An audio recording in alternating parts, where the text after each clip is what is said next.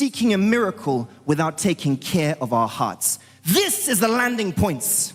This is the tarmac. This is the area where the plane wants to land. But there's an obstacle. There's a hindrance. There's a barrier. No matter how fervently you pray, no matter how passionately you worship, no matter how you fast, you do all-night vigil, so far as the obstacle is still there, the plane cannot land.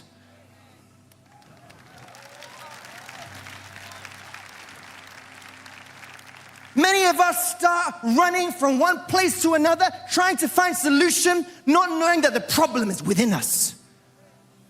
We have not removed the obstacle. There's still an obstruction. There's still something blocking us. And we're busy going to this church, going to that church, going to this crusade, going to that crusade. Before you know, you get anointed water here, you get anointed oil here, you get anointed pajama here, you get anointed underwear here. What other anointing do you want?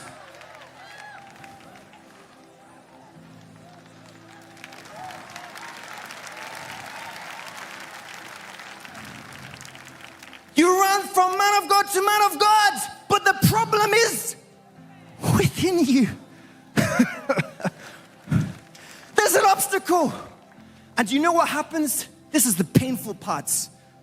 By the time you run up and down, look for solution, and you don't seem to see that blessing coming, you hear the noise of the plane going over you, missing you. Someone else receiving a blessing, someone else receiving that touch. You say, why not me? You begin to look at God in a bad light. Perhaps He doesn't love me. Perhaps he loves this person more than me. Perhaps my sin is too much that He cannot forgive. And what happens when you look at God in a bad light and frustration comes and desperation comes? Before you know it, you will find yourself being deceived. Just imagine, you that are looking to remove the obstacle, by the time in that frustration, in that desperation, someone says, let's go here.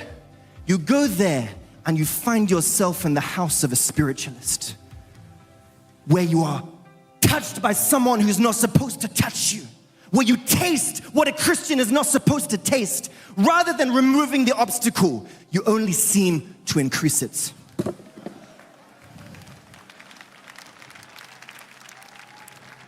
It only seems to be getting worse. Then what happens? You begin to look for imaginary enemies.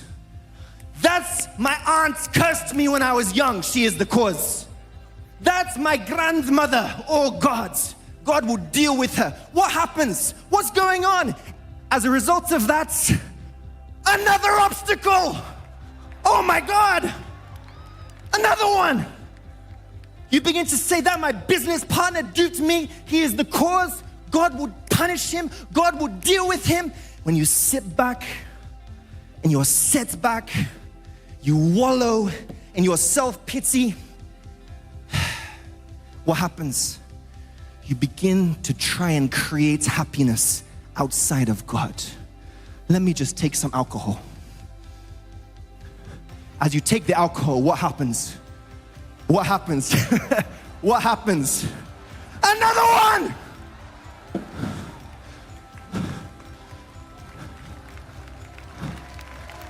Come on. And you want the plane to land? You want God to come with His cargo of blessings, peace, joy, abundance, all the promises in the scriptures. You want them to be released unto your life, but your heart is filled with obstacles. Maybe this is offense. You've not forgiven that person that offended you last year, and you're here in the church today. God bless me. God heal me. God deliver me. God set me free. Remove offense and the blessing will come.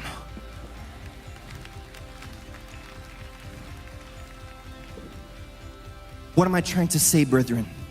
When you take care of your heart, God will take care of your miracle.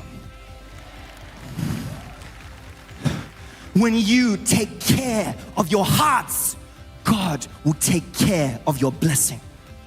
When you take care of your hearts, God will take care of your success. Stop looking for imaginary enemies around you and start looking within. And by the time you take care of your hearts and the obstacles are removed, there's a free access for the Spirit of God to land and release unto you the abundance of His provision.